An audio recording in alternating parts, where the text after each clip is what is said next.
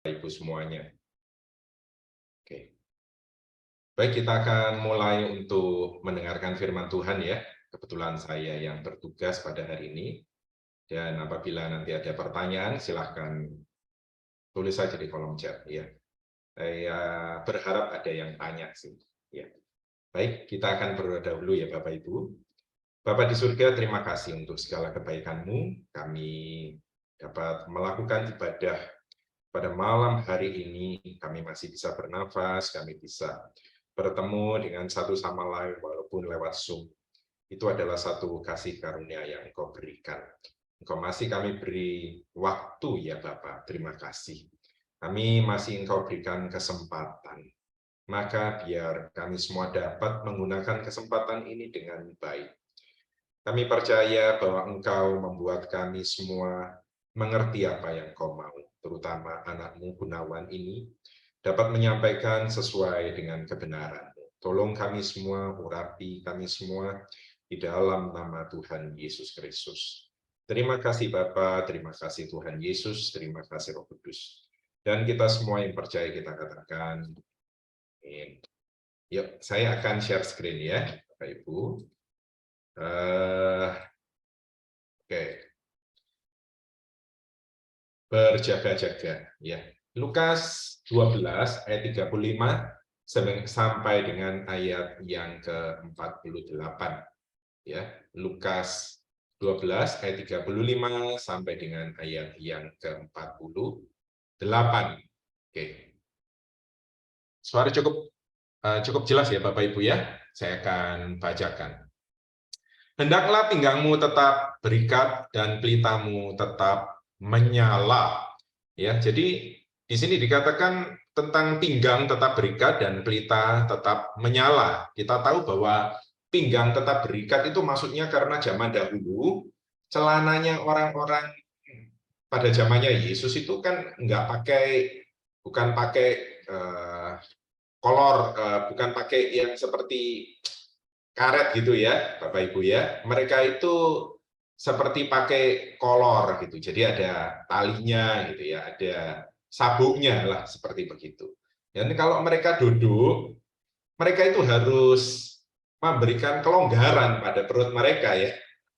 Seperti kalau kita ini sudah usia sesaya gitu ya, mau 50 gitu, perutnya juga sudah mulai membesar gitu ya. Jadi ketika perutnya sudah mulai membesar gitu, kalau duduk ya langsung yang menonjol bagian perutnya ya. Jadi diberikan kelonggaran gitu ya. Kalau bisa ya sabuknya dilonggarkan 1-2 gitu ya. Tapi begitu kalau kita berdiri, sabuk yang longgar itu harus kita kencangkan kembali, kalau enggak kan ya melorot gitu ya Bapak Ibu ya. Jadi dikatakan pinggangmu tetap berikat dan pelitamu tetap menyala. Artinya ketika kita bergerak kemanapun juga dari duduk gitu, maka kita sudah siap. Dan di sini dikatakan pelitamu tetap menyala, sehingga bukan saja kita ini bisa pergi ke daerah-daerah gelap pada malam hari, pada waktu apapun juga begitu ya, tetapi kita juga bisa menjadi terang ya. Tapi kita tidak bicara tentang pelitamu tetap menyala. Kita bicara tentang berjaga-jaga. Ayat 36. Dan hendaklah kamu sama seperti orang-orang yang menanti-nantikan tuannya, yang pulang dari perkawinan, supaya jika ia datang dan mengetok pintu, segera dibuka pintu baginya. Bapak Ibu, akhir-akhir ini di sekitar saya itu banyak sekali orang yang meninggal, gitu ya. Nggak harus tua gitu ya, ada yang karena sakit, ada yang barusan ini karena kecelakaan gitu. Ada mendadak ya begitu banyak ya. Kalau zamannya COVID, apalagi Delta, pada waktu yang meninggal banyak itu sudah nggak terlalu heran istilahnya seperti itu ya. Ini sekarang COVID-nya sudah reda, tapi yang meninggalnya juga banyak karena bermacam-macam sebab gitu ya. Maka saya juga berpikir bahwa kita ini semua ini harusnya itu seperti yang Tuhan katakan. Kita ini harus bisa berjaga-jaga gitu ya. Karena seperti dikatakan, orang-orang yang menantikan tuannya yang pulang dari perkawinan, supaya jika ia datang dan mengetok pintu, segera dibuka pintu baginya. Ini kan perumpamaan antara hamba dengan tuannya ya Bapak Ibu ya. bukan antara teman dengan teman ini. Ini antara hamba sama tuannya. Yang jadi tuan itu adalah Tuhan Yesus, sedangkan yang hambanya adalah kita semua yang menjadi pengikutnya ya. Di sini dikatakan begini, berbagilah hamba-hamba yang didapati tuannya berjaga-jaga ketika ia datang. Nah, aku berkata kepada sesungguhnya ia akan mengikat pinggangnya dan mempersilahkan mereka duduk makan, dan ia akan datang melayani mereka. Bapak Ibu, saya kembalikan ayat 36. Sini katakan adalah orang yang menantikan, hamba yang menantikan tuannya ya. Jadi ini bukan antara teman dengan teman, bukan antara kita ini menantikan tamu agung, walaupun sehebat apapun juga ya presiden sekalipun beda sama posisinya ini. Ini posisinya adalah tuan dengan hamba. Kita ini tidak bisa minta tukar sama Tuhan gitu ya, Tuhan, aku nggak mau ya pengandaiannya seperti begini ya, aku mau jadi menantikan teman yang datang, apalagi pacar yang datang ya, bukan seperti itu, tapi ini adalah Tuhan yang menantikan, hamba yang menantikan tuannya gitu. Jadi memang harus terpancang ada di sana, dan juga katakan ketika ia datang dan mengetok pintu, pintunya harus segera dibuka ya. Di sini dikatakan kalau hambanya diketahui berjaga-jaga seperti itu, dikatakan bahwa tuannya itu akan mengikat pinggangnya sendiri dan mempersilahkan mereka, yaitu hamba-hambanya, duduk makan, dan tuannya itu yang akan melayani mereka. Jadi ketika tuannya itu datang dan melihat hamba-hambanya berjaga-jaga, tuannya itu begitu gembira, maka kemudian dia memberikan reward, memberikan balasan, tuannya malah menjadi hamba, dan mereka yang adalah hambanya ditinggikan pada waktu itu, dilayani oleh tuannya. Dikatakan ayat 38, dan apabila ia datang pada tengah malam atau pada dini hari dan mendapati mereka berlaku demikian, maka berbahagialah mereka. Jadi yang berbahagia itu bukan cuma tuannya, tetapi hamba-hambanya. Karena apa? Karena upah mereka harus menunggu sampai tengah malam, sampai dini hari mendapatkan reward yang sangat besar seperti itu ya. Ini dikatakan bahwa tuannya ini adalah tuan yang berbeda sama tuan yang ada di dunia. Nah, ini kan pengandaian ya Bapak Ibu ya, pengandaiannya Tuhan kepada kita semua. Ketika dia katakan ini kepada murid-muridnya ya, maka kemudian dikatakan ayat 39, tetapi ketahuilah ini, jika tuan rumah tahu pukul berapa pencuri akan datang, ia tidak akan membiarkan rumahnya dibongkar. Jadi di sini pengandaian yang pertama itu adalah tentang tuan yang datang ya dari perkawinan, dan dia memberikan pengandaian yang kedua adalah pencuri dengan tuan rumah. Kalau kali ini pengandaian yang kedua ini pencurinya itu seolah-olah seperti Tuhan dan tuan rumahnya adalah kita. Tetapi yang di sini adalah ketika hal-hal yang buruk, tuan rumah tahu pukul berapa pencuri akan datang, ia tidak akan membiarkan rumahnya dibongkar. Tetapi apabila tuan rumah itu tidak tahu pukul berapa pencuri akan datang dan ia tidak bersiap, maka rumahnya akan dibongkar gitu ya, akan mengalami pencurian, perampokan, mungkin juga bahkan hal-hal yang lebih buruk dari itu. Tuhan Yesus bukan pencuri, tetapi kalau kita tidak siap, maka bukan kemudian kita ini seperti tuan dan hamba yang tuannya kemudian marah-marah saja. Oh, kamu nggak siap ini ya, apa sih ya kamu nakal? Bukan cuma seperti itu, tapi akan keadaannya seperti orang yang kecurian atau kerampokan. Paham ya Bapak Ibu ya? Jadi kita harus siap. Kalau Anda siap, Anda mendapatkan reward. Tapi kalau Anda tidak siap, maka Anda akan mengalami kerugian. Gitu. Pertanyaannya adalah begini. Kalau begitu Tuhan itu datang, Kapan, Pak Gunawan? Apakah datang setiap hari atau nanti pada saat kita akan meninggal? Pada waktu meninggal, baru kemudian kita akan mengalami ini semua. Baru kemudian kita ini dilihat jasa-jasanya, atau kita ini sudah selama ini berjaga-jaga atau tidak, atau hari demi hari. Menurut Bapak Ibu bagaimana?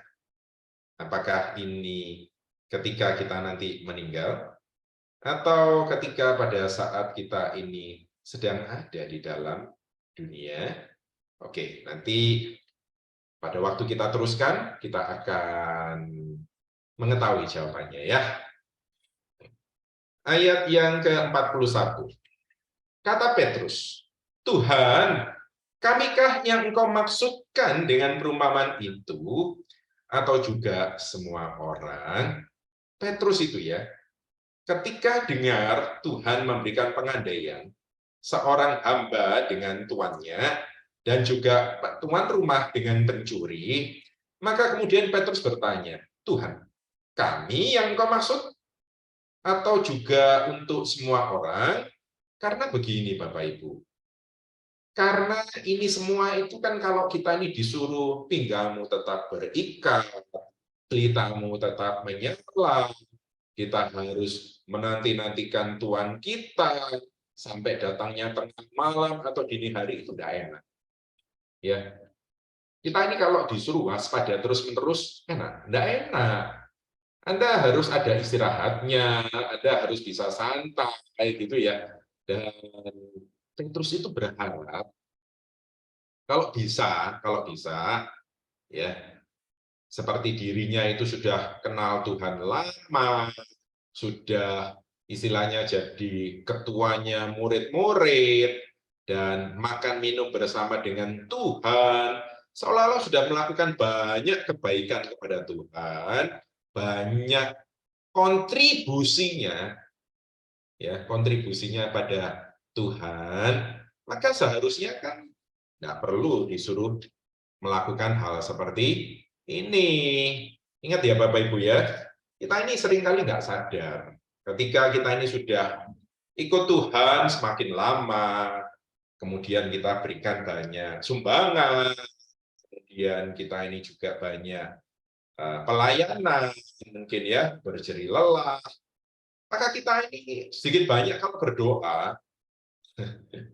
berdoanya itu kita bisa bilang begini, Tuhan, kamu jangan lupa loh ya, kita ini sudah lakukan banyak untuk kamu, seperti juga Hizkia. Ketika Hizkia sakit setelah dia melakukan banyak perbuatan yang setia kepada Tuhan ya, mengadakan Paskah, kemudian membuat saluran untuk rakyatnya, kemudian dia juga setia menghancurkan segala berhala-berhala, bukit-bukit pengorbanan, bahkan kemudian ketika Sanherib datang, Raja Asyur ini ya, dia tetap berpaut kepada Tuhan, dan Tuhan memberikan reward, bisa mengalahkan segala musuhnya itu tanpa susah payah.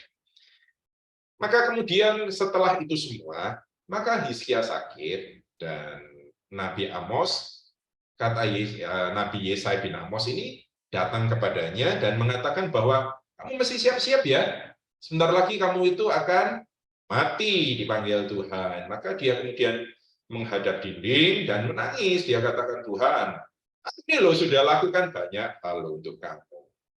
Maksud saya aku ini harus pergi dalam keadaan seperti ini, gitu ya. Maka kemudian Tuhan berbelas kasihan, ya sudahlah, kamu tak perpanjang umurmu 15 tahun, tapi akibatnya orang-orang Israel pun keturunan selanjutnya kena tulah karena Hizkia kemudian menjadi sombong. Tuhan itu paling tahu kapan ya harus kita ini pulang gitu ya. Untuk anak-anaknya yang setia itu dia paling tahu yang terbaik kapan pulang. Dan sebetulnya ukurannya kita ini gampang loh, ke Tuhan itu. Apakah saat ini Anda sudah ready, siap ya untuk sewaktu-waktu dipanggil pulang oleh Tuhan? Jangan kemudian kita ini siap, karena utang kita banyak. Atau kita ini punya pasangan yang nggak enak gitu ya.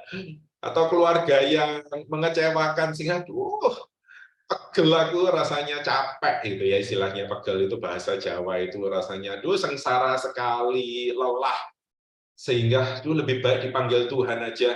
Dengar-dengar surga lebih enak deh daripada di sini, utang banyak misalkan ya, terus kemudian pasangan membuat kita lelah, tidak bahagia, bahkan menderita gitu ya.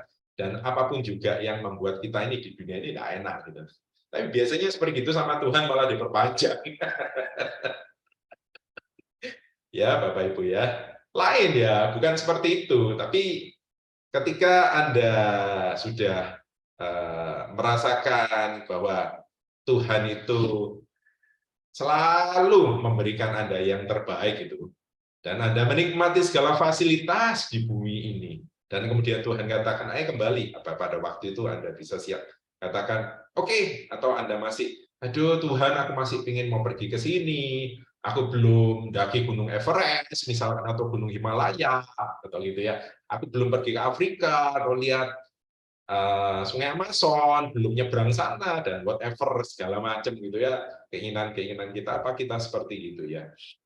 Atau kita rasanya, aduh, aku nggak percaya lagi. Maka ketika Petrus katakan, Tuhan, kamikah yang kau masukkan dengan perumpamaan itu atau juga semua orang? Jawab Tuhan, jadi siapakah pengurus rumah yang setia dan bijaksana, yang akan diangkat oleh tuannya, menjadi kepala atas semua hambanya, untuk memberikan makanan kepada mereka pada waktunya? Maka Tuhan memberikan pengandaian yang ketiga. Ya, ini adalah pengandaian yang ketiga yang diberikan oleh Tuhan. Sekarang adalah pengurus rumah yang setia dan bijaksana, yang akan diangkat oleh tuannya menjadi kepala atas semua hambanya untuk memberikan makanan kepada mereka pada waktunya. Siapa pengurus rumah yang setia dan bijaksana? Itu adalah, ya andaikan Tuhan ngomong kepada Petrus, engkau menganggap dirimu kepala, engkau menganggap dirimu itu sebagai ketuanya murid-murid, engkau menganggap dirimu itu sebagai pelayan Tuhan, engkau menganggap dirimu itu sebagai orang yang banyak melakukan kontribusi pada kerajaan sorga, maka kamu itu seperti pengurus rumah yang setia dan bijaksana yang akan diangkat oleh tuannya menjadi kepala atas semua hambanya untuk memberikan makanan kepada mereka pada waktunya. Tuhan ini lucu ya. Jadi ketika Petrus bilang seperti ini, maka Tuhan berikan pengandaian pengurus rumah yang setia dan bijaksana. Jadi semuanya dulu awalnya hamba-hamba, kemudian dipilih satu yang terbukti setia dan bijaksana, dianggap capable, mampu untuk jadi kepala dari semua hamba-hamba yang lain. Tugasnya memberi mereka makanan pada waktunya. Berbagai hamba yang didapati tuannya melakukan tugasnya itu ketika tuannya itu datang. Aku berkata kepadamu, sesungguhnya tuannya itu akan mengangkat dia menjadi pengawas segala miliknya. Yang tadi, yang pertama hamba-hamba yang nunggu pintu, tuannya datang, tuannya itu kemudian melayani mereka. Sekarang yang di sini adalah kepala dari hamba-hamba yang lain, dikatakan ketika tuannya itu datang dan melihat kepala hamba ini melakukan tugasnya, maka dikatakan tuannya mengangkat derajatnya lebih tinggi lagi, menjadi seperti orang nomor 2 ada di rumahnya, gitu ya. Mengangkat dia menjadi pengawas segala miliknya, bukan cuma memberikan makanan lagi kepada hamba-hamba yang lain, tapi posisinya dinaikkan sangat tinggi.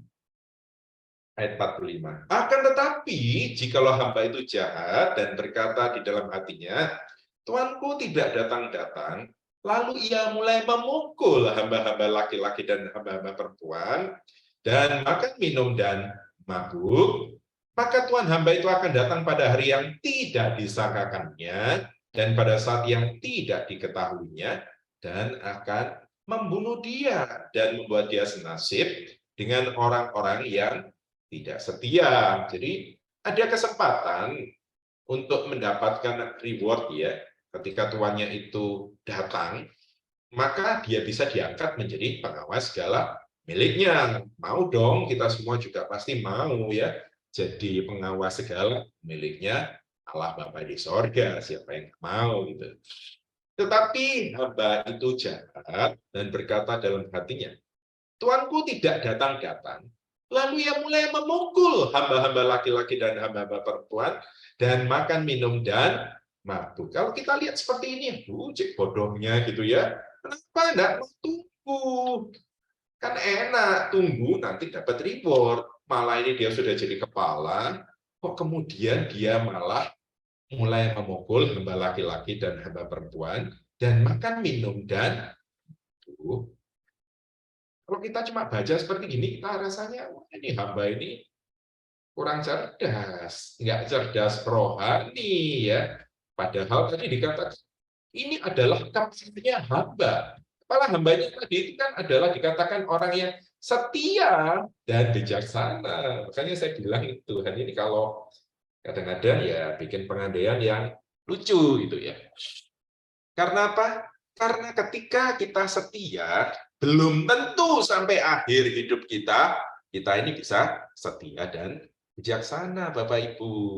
Makanya ketika dikatakan berjaga-jaga, itu butuh stamina yang luar biasa.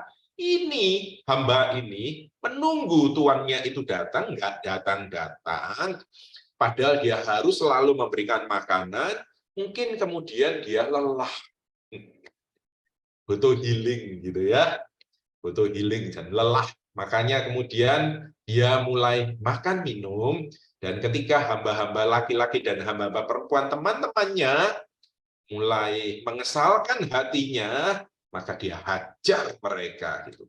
Dan kemudian ketika dilihat Tuhan dia tetap nggak datang-datang, dan kemudian dia mulai mabuk, dikatakan seperti itu. Dia tidak lagi melakukan tugasnya dengan baik, malah hidupnya lebih rusak daripada sebelumnya. Maka nggak heran, ada banyak orang-orang yang ketika dia itu masih di bawah ya, secara ekonomi, kedudukan, gitu ya, maka dia itu kalau disuruh apapun juga oleh Tuhan, siap.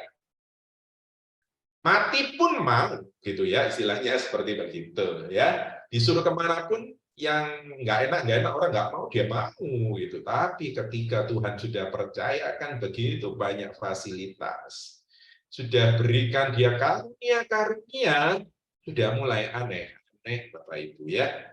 Sudah nggak bisa lagi diberitahu oleh Tuhan, mulai nggak peka. Tapi nggak serta-merta Tuhan itu cabut segala fasilitas itu. Seringkali kemudian setan tetap berikan fasilitas, tetap jalankan karunia-karunia seolah-olah dari Tuhan, gitu ya. Tapi kalau Tuhannya itu sayang, nanti Anda akan baca ya, bagaimana kalau Tuhan itu sayang kepada hamba yang seperti ini. Maka ketika itu tuannya akan datang pada hari yang tidak disangkakannya dan pada saat yang tidak diketahuinya, dan di sini dikatakan akan membunuh dia dan membuat dia senasib dengan orang-orang yang tidak setia. Padahal awalnya tadi Tuhan katakan ketika dia diangkat jadi kepala atas hamba-hambanya, dikatakan dia adalah orang yang setia dan bijaksana. Bapak Ibu, saya harap saya dan juga Anda semua akan pada akhirnya didapati Tuhan itu adalah orang-orang yang setia dan bijaksana ya.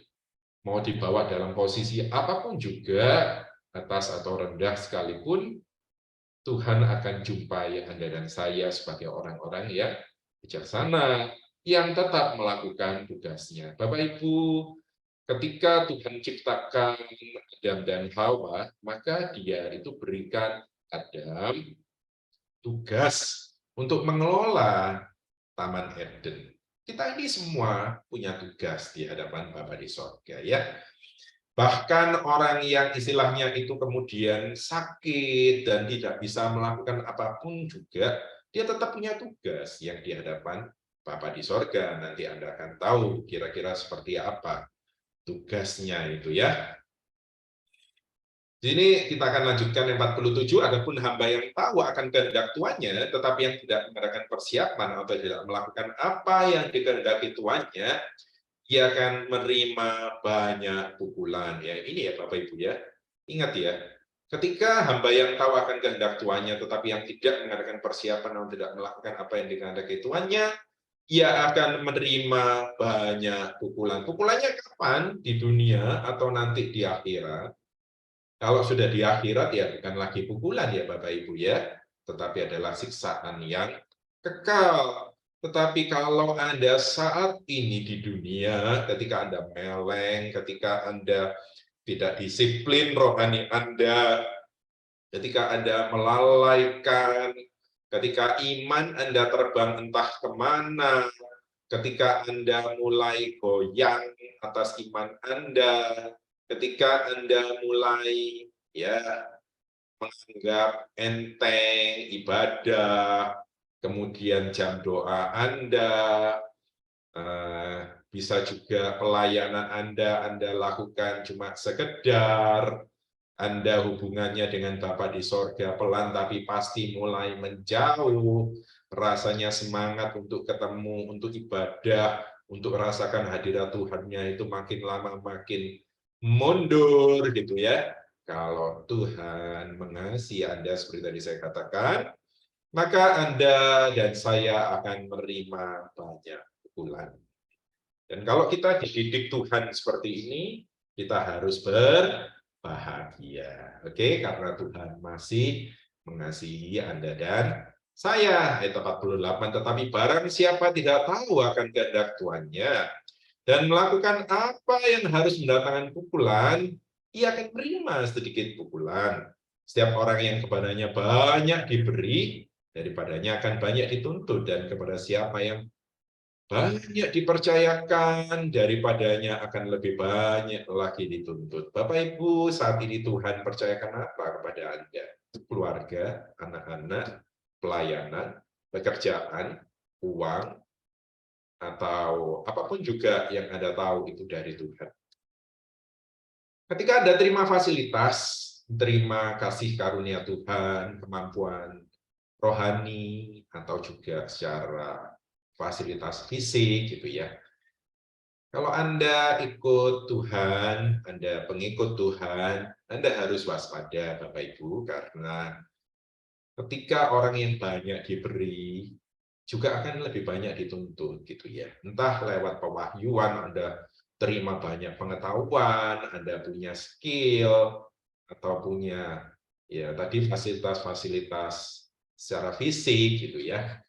Maka Anda harus waspada karena Anda dan saya dituntut oleh Tuhan lebih banyak daripada orang-orang yang lain, gitu. Daripada diri Anda dahulu. Ingat, ketika Anda istilahnya ya, mungkin dulu melayani Tuhan di garasi, di rumah yang kecil, atau di tempat apapun juga yang sederhana seolah-olah.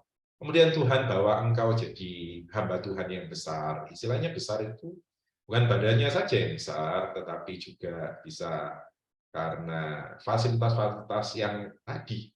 Ketika Anda berdoa, apa yang Anda doakan terkabul, gitu ya, wah, dan lain sebagainya ya, seperti tadi saya katakan kasih karunia-Nya, maka Anda akan dituntut lebih daripada sebelumnya ketika Anda masih hidup simpel dan sederhana. Ketika Anda masih belum mengerti apa-apa. Ketika pewahyuan itu masih sedikit. Ketika Anda tidak pandai untuk berkhotbah dan lain sebagainya ya Bapak Ibu ya. Jadi kalau Anda saat ini istilahnya itu pakai pelajaran zaman dahulu, nggak bisa ya. Pelajaran zaman dahulu itu jadi dasar Anda gitu ya. Jadi ketika Anda saat ini menghadapi tantangan, istilahnya Anda kalau sudah SMA gitu ya, pelajarannya SMA, tantangannya SMA, itu tidak bisa Anda pakai pelajarannya SD. Anda tidak bisa jam doanya Anda seperti jam doanya Anda masih SD. Anda tidak bisa pengorbanannya seperti pengorbanannya SD. Anda tidak bisa lulus cuma mengandalkan pelajaran SD. Tapi pelajaran SD itu penting, harus Anda miliki, harus Anda punya dasarnya gitu ya. Maka kemudian Anda akan lebih banyak dituntut ketika Anda di SMA daripada Anda di SD gitu. Anda kalau SD nakal, nggak ngerja PR, pukulannya nggak akan seberat kalau Anda waktu SMA, Bapak Ibu. Ya, paham ya Bapak Ibu ya?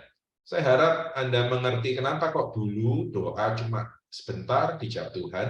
Sekarang Tuhan minta Anda jawab doa lebih banyak lagi. Karena Anda sudah dipercayakan lebih banyak daripada sebelumnya. Ya, Anda nggak bisa cuma hadirat Tuhannya sekian.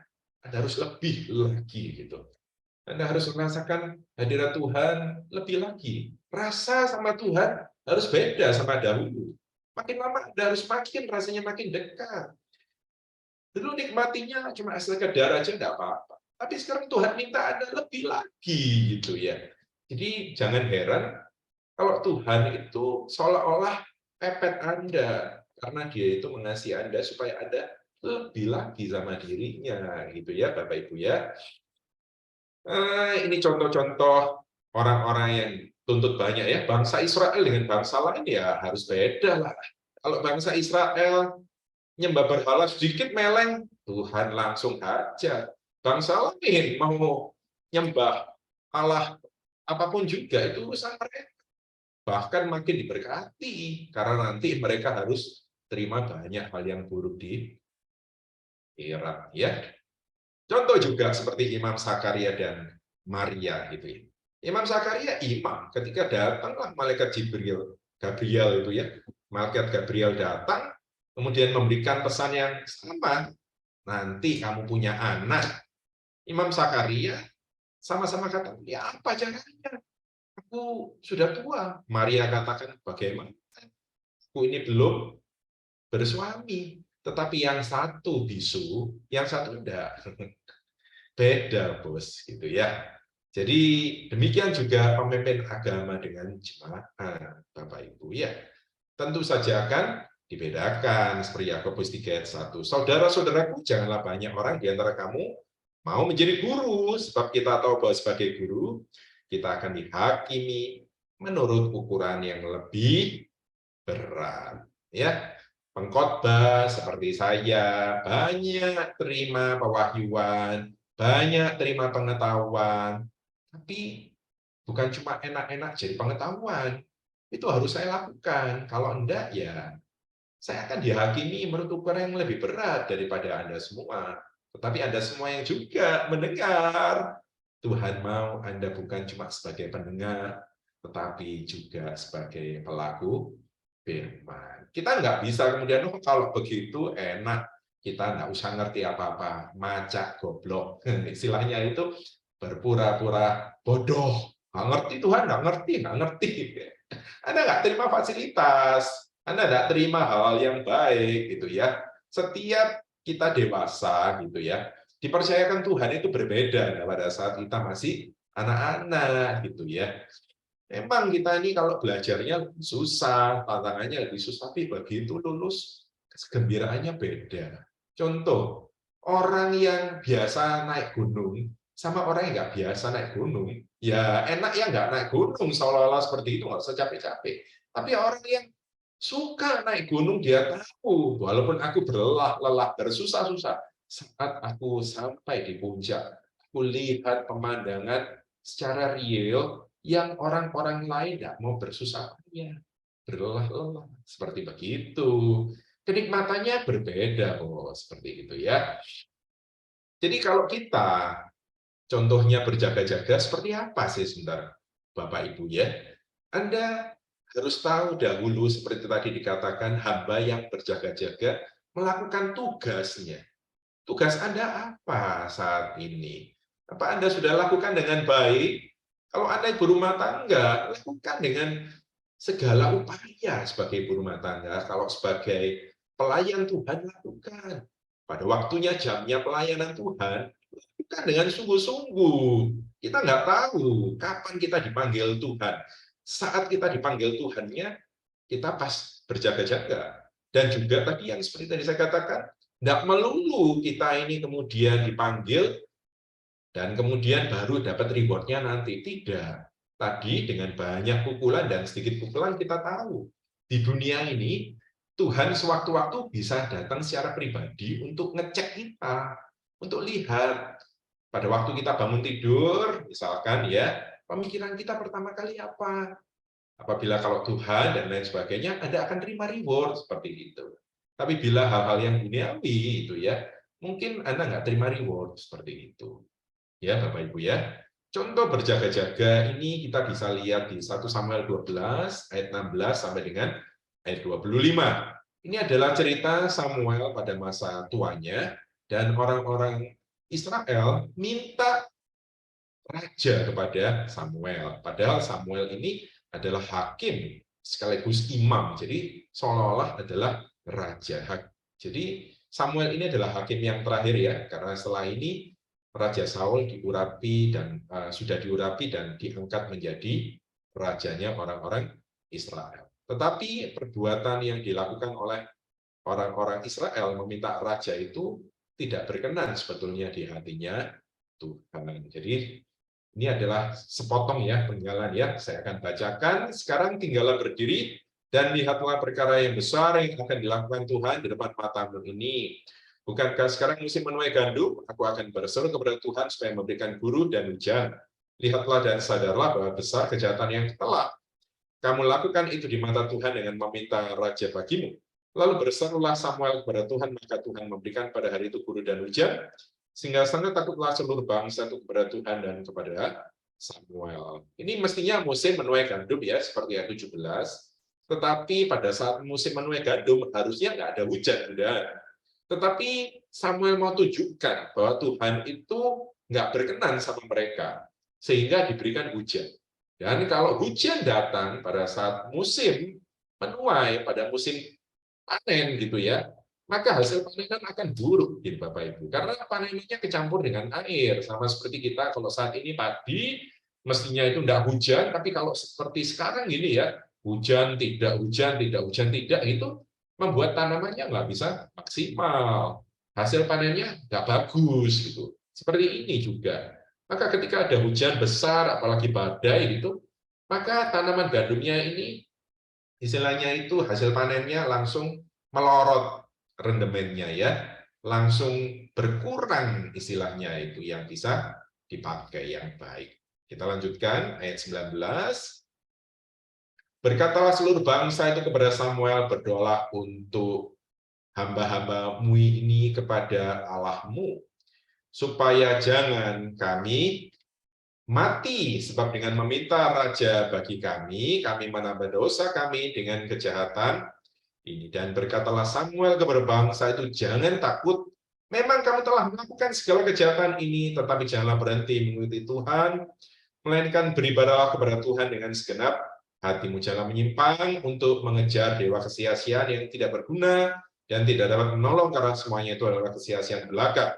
Sebab Tuhan tidak akan membuang umatnya sebab namanya besar. Bukankah Tuhan telah berkenan untuk membuat kamu menjadi umatnya? Mengenai aku, jauhlah daripada aku untuk berdosa kepada Tuhan dengan berhenti mendoakan kamu. Aku akan mengajarkan kepadamu jalan yang baik dan lurus. Hanya takutlah akan Tuhan dan setialah beribadah kepadanya dengan segenap hatimu. Sebab ketahuilah betapa besarnya hal-hal yang dilakukannya di antara kamu. Tapi jika kamu terus berbuat jahat, maka kamu akan dilenyapkan, baik kamu maupun rajamu itu. Jadi Samuel itu tahu tugasnya sebagai imam dan juga sebagai hakim orang Israel. Tetapi ketika orang-orang Israel itu minta seorang raja, maka kemudian fungsinya sebagai seorang hakim dan imam akan berubah. Dia cuma jadi imam saja, tapi posisi hakimnya sudah diambil oleh raja, yaitu oleh Saul. Maka sebagai imam, yang dia lakukan adalah menjadi pengantara antara orang-orang Israel dengan Allah Bapa di sorga. Gitu. Jadi tugasnya dia adalah mendoakan orang-orang Israel dan terus mengajarkan jalan yang baik dan lurus, tetap memberikan pengajaran, tetapi sekaligus juga berdoa bagi orang-orang Israel. Jadi Tuhan itu ya bagi saya kadang ya sekali lagi ya pribadi yang seperti kita manusia ini. Tuhan itu kalau marah pengen ada orang-orang yang bisa meredakan marahnya, Bapak Ibu. Ya, orang-orang yang bisa mengatakan, aduh Tuhan, ampuni mereka ya, jangan marah Tuhan, mereka ini loh tidak mengerti apa yang mereka lakukan. Tuhan, tolong Tuhan, jangan musnahkan. Orang-orang seperti itu akan jadi sahabatnya Tuhan. Sama seperti ketika Abraham diberitahu oleh Tuhan, aku akan ngasih tahu sama Abraham apa yang akan aku lakukan kepada Sodom dan Gomora. Maka kemudian Abraham katakan, aku lancang loh Tuhan, tapi aku minta kalau bisa 50 orang benar, kamu nggak hancurkan ya? Masa sih Tuhan yang Maha Adil akan melakukan seperti itu? Oke, 50 orang aku tidak akan hancurkan. Kalau 45. Oke, tidak. 40. Ya wis lah, nggak apa-apa. Sekali lagi Tuhan, 30 ya apa? Oke. 20 ya Tuhan, 20. Ya. 10 ya Tuhan, aku ini sekali ini aja 10. Bapak Ibu, Tuhan mau kita ini juga seperti itu. Anda mungkin nggak bisa lakukan apa-apa, nggak punya tugas pelayanan, Anda nggak pandai berkhotbah, tapi Anda bisa jadi orang yang berdiri antara manusia-manusia lain dengan Tuhan. Melunakkan hati Tuhan. Tuhan, kasihani orang-orang Ukraina, orang-orang Rusia, mereka dengan ego mereka terus berperang. Tuhan, tolong lunakkan hati mereka. Nggak banyak penderitaan sebanding dengan perang. Tolong Tuhan, mereka itu begitu menderita. Tolong Tuhan, redakan emosi mereka. Buat mereka itu bisa duduk kembali dan berunding. Supaya rakyat tidak banyak menderita lebih lagi. Anda bisa berdoa seperti itu. Supaya apa? Melunakkan hati Tuhan. Bapak Ibu, orang-orang seperti itu disebut sebagai sahabat Allah. Ya, Anda jadi pendoa seperti juga Samuel katakan ini. Orang mungkin tidak tahu gitu loh. Dan orang nggak perlu tahu. Anda nggak perlu ngomong, aku sudah doakan, makanya kemudian Tuhan kabulkan seperti ini jasaku. Enggak seperti itu. Ya, Anda kalau jadi sahabat Allah, Anda akan lihat seperti juga Abraham, gitu ya, Musa, Samuel, Daniel. Mereka itu modalnya apa sih? Berdoa. Modalnya itu apa sih? Ketemu sama Tuhan secara pribadi. Saya harap Anda dan saya pun juga setiap saat berjaga-jaga. Setiap saat Anda selalu punya koneksi yang baik dengan Tuhan. Nyambung istilahnya. Anda bisa rasakan hadirat Tuhan dengan baik. Ya, Bapak Ibu ya. Saya selesai sampai di sini dan saya akan berdoa. Bapa di sorga, terima kasih. Kami telah mendengar sedikit kebenaran-Mu tentang berjaga-jaga, tentang waspada. Kami mau supaya ketika kami ada di bumi ini, ketika Engkau tilik kami, ketika Engkau perhatikan kami melakukan tugas kami dengan setia, dengan baik. Dan juga pada saat kami Engkau panggil pun, setiap saat kami sudah siap. Kami tidak lalai melakukan pekerjaan kami tidak lalai dalam iman kami tetap berdisiplin di dalam rohani kami.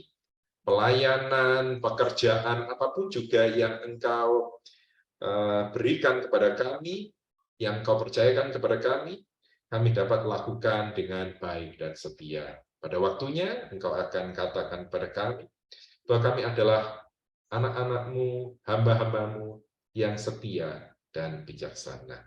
Tolong kami semua ya Bapa untuk selalu mempunyai hubungan yang erat denganmu di dalam nama Tuhan Yesus. Terima kasih Bapa, terima kasih Tuhan Yesus, terima kasih Roh Kudus. Dan kita semua yang diberkati Tuhan, kita katakan amin.